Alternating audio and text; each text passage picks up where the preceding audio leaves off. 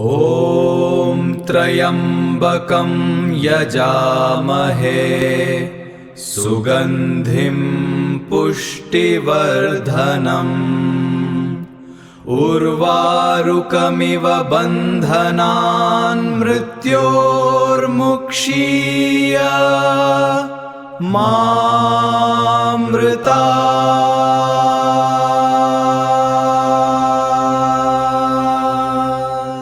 ಎಲ್ಲರಿಗೂ ನಮಸ್ಕಾರ. ಇಂದಿನ ಚಿಂತನದ ವಿಷಯ ತ್ರ್ಯಂಬಕಂ ಯಜಾಮಹೇ. ಓಂ ತ್ರ್ಯಂಬಕಂ ಯಜಾಮಹೇ ಸುಗಂಧಿಂ ಪುಷ್ಟಿವರ್ಧನಂ ಉರ್ವಾರುಕಮಿವ ಬಂಧನಾತ್ ಮೃತ್ಯೋರ್ಮುಕ್ಷೀಯ ಮಾಮೃತಾತ್. ಈ ಮಂತ್ರವನ್ನು ಪಠಣ ಮಾಡುವುದು ಒಂದು ಭಾಗವಾದರೆ ಅದರ ಅರ್ಥ ತಿಳಿದು ಪಠಣ ಮಾಡುವುದು ಮತ್ತೊಂದು ಭಾಗ. ಇದರಿಂದ ಮನಸ್ಸಿಗೆ ನೆಮ್ಮದಿ ಹೆಚ್ಚು ಮತ್ತು ಫಲವೂ ಅಧಿಕ. ಈ ಶ್ಲೋಕವನ್ನು ಕೇಳದವರು ಅಪರೂಪ. ವೈದಿಕ ಸಮಾರಂಭಗಳಲ್ಲಿ ಪ್ರಾರ್ಥನೆಯಾಗಿಯೂ ಮೃತ್ಯುಂಜಯ ಹೋಮದಲ್ಲಿ ಜಪಿಸುವ ಮುಖ್ಯವಾದ ಮಂತ್ರವಾಗಿಯೂ ಈ ಶ್ಲೋಕವು ಪಠಿಸಲ್ಪಡುತ್ತದೆ.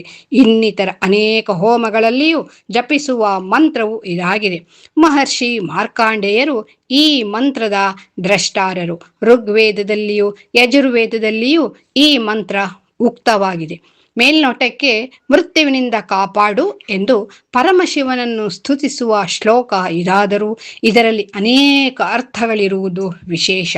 ದಕ್ಷ ಪ್ರಜಾಪತಿಯ ಶಾಪದಿಂದ ಅನಾರೋಗ್ಯ ಪೀಡಿತನಾದ ಚಂದ್ರನನ್ನು ಮೃತ್ಯುವಿನಿಂದ ಕಾಪಾಡಲು ಪರಮಶಿವನನ್ನು ಪ್ರಾರ್ಥಿಸುವಂತೆ ದಾಕ್ಷಾಯಣಿಯಾದ ಸತೀದೇವಿಗೆ ಉಪದೇಶಿಸಿದ ಮಂತ್ರವಿದು.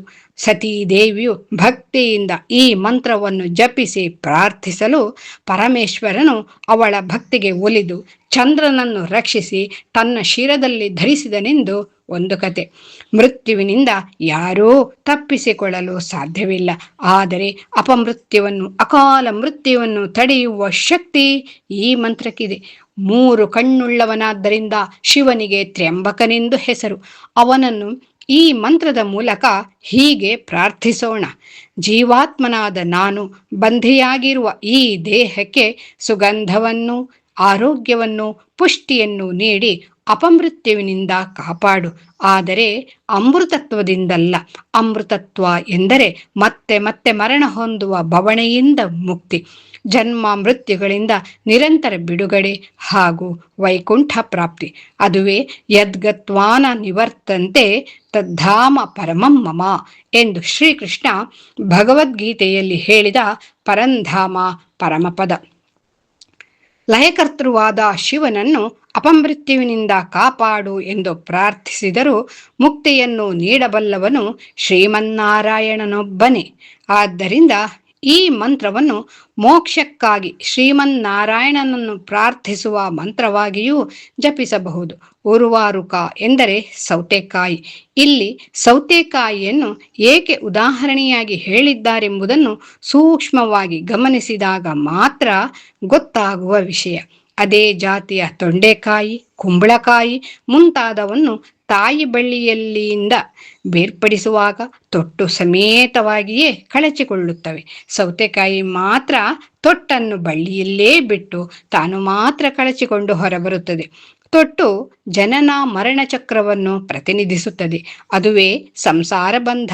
ಅದರಿಂದ ಪೂರ್ತಿಯಾಗಿ ಹೊರಬಂದರೆ ಮಾತ್ರ ಶಾಶ್ವತವಾದ ಮುಕ್ತಿ. ಬರಿಯ ಮುಕ್ತಿಯಿಂದ ಏನು ಪ್ರಯೋಜನ? ಮುಕ್ತಿ ಪಡೆದ ನಂತರ ಜೀವಾತ್ಮನು ತನ್ನ ಪ್ರಯಾಣವನ್ನು ಮುಂದುವರಿಸಿ ಜ್ಞಾನಗಮ್ಯನಾದ ಧ್ಯೇಯನಾದ ಭಗವಂತನನ್ನು ಸೇರಬೇಕು. ಜೀವಾತ್ಮನು ಪರಮಾತ್ಮನಲ್ಲಿ ಲೀನವಾಗುವುದೇ ಅಮೃತತ್ವ.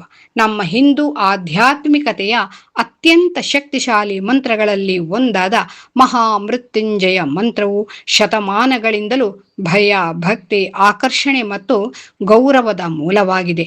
ವೇದಗಳಿಂದ ಹುಟ್ಟಿಕೊಂಡ ಈ ಮಂತ್ರವು ಶಿವನಿಗೆ ಸಮರ್ಪಿತವಾಗಿದೆ. ಗುಣಪಡಿಸುವ ಮತ್ತು ಪುನರುಜ್ಜೀವನಗೊಳಿಸುವ ಶಕ್ತಿಗಳಿಗೆ ಹೆಸರುವಾಸಿಯಾಗಿದೆ.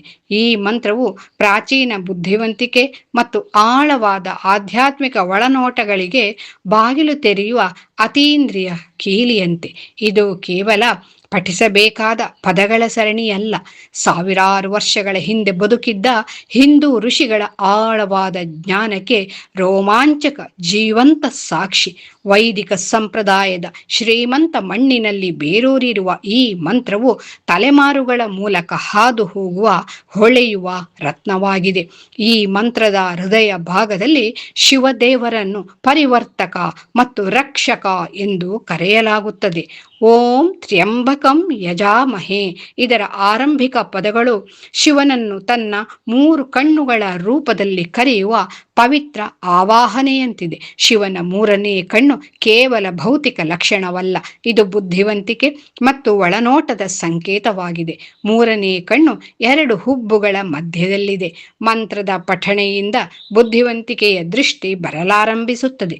ನಾವು ಉದ್ವೇಗದಲ್ಲಿದ್ದಾಗ ಅಥವಾ ಏನನ್ನಾದರೂ ನೆನಪಿಟ್ಟುಕೊಳ್ಳಲು ಪ್ರಯತ್ನಿಸಿದಾಗ ಹುಬ್ಬಿನ ಮಧ್ಯದಲ್ಲಿ ಪೆನ್ನು ಅಥವಾ ಬೆರಳನ್ನು ಇಟ್ಟುಕೊಂಡು ಯೋಚಿಸುತ್ತೇವೆ. ಇಲ್ಲಿನ ಸ್ಪರ್ಶ ಸ್ಮರಣೆಗೆ ಒತ್ತು ನೀಡುತ್ತದೆ. ಆತ್ಮಸಾಕ್ಷಿ ಜಾಗೃತಗೊಂಡರೆ 3ನೇ ಕಣ್ಣು ನಮ್ಮಲ್ಲಿ ಕ್ರಿಯಾಶೀಲವಾಗುತ್ತದೆ. ಈ ಮಂತ್ರವು ಜೀವನದ ಚಕ್ರವನ್ನು ಸುತ್ತುವರಿದಿದೆ. ಮೂಲಭೂತವಾಗಿ ಮಹಾಮೃತ್ಯುಂಜಯ ಮಂತ್ರವು ಮರ್ತ್ಯ ಮತ್ತು ದೈವಿಕ ಸೀಮಿತ ಅನಂತಗಳ ನಡುವಿನ ಸೇತುವೆಯಾಗಿದೆ.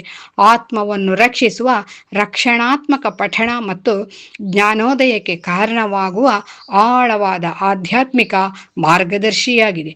ಮಹಾಮೃತ್ಯುಂಜಯ ಮಂತ್ರದ ಜ್ಯೋತಿಷ್ಯಕ ಪ್ರಯೋಜನಗಳನ್ನು ಹೇಳುವುದಾದರೆ, ಕರ್ಮಋಣಗಳಿಂದ ಮುಕ್ತಿ, ಜಾತಕದಲ್ಲಿನ ದೋಷಗಳನ್ನು ತೆಗೆದುಹಾಕುತ್ತದೆ, ಅಕಾಲಿಕ ಮರಣದ ಸಾಧ್ಯತೆಗಳನ್ನು ನಿವಾರಿಸುತ್ತದೆ, ಮಹಿಳೆಯರಲ್ಲಿ ಹಾರ್ಮೋನುಗಳ ಅಸಮತೋಲನವನ್ನು ಹೋಗಲಾಡಿಸಲು ಸಹಾಯ ಮಾಡುತ್ತದೆ. ಅಲ್ಲದೆ ಇನ್ನು ಅನೇಕ ಪ್ರಯೋಜನಗಳು ಈ ಮಂತ್ರದ ಪಠಣೆಯಿಂದ ಲಭಿಸುತ್ತದೆ. ಬನ್ನಿ, ಈ ಮಂತ್ರವನ್ನು ಭಕ್ತಿಯಿಂದ ಜಪಿಸಿ ನಮ್ಮನ್ನು ಹುಟ್ಟು ಸಾವು ಎಂಬ ಚಕ್ರದಿಂದ ಬಿಡಿಸಿ ಅಮೃತತ್ತೆಡೆಗೆ ಒಯ್ಯುವಂತೆ ಮೃತ್ಯುಂಜಯನಾದ ಪರಮಶಿವನನ್ನು ಪ್ರಾರ್ಥಿಸೋಣ. ಹರಿ ಓಂ. ಓಂ ತ್ರ್ಯಂಬಕಂ ಯಜಾಮಹೇ ಸುಗಂಧಿಂ ಪುಷ್ಟಿವರ್ಧನಂ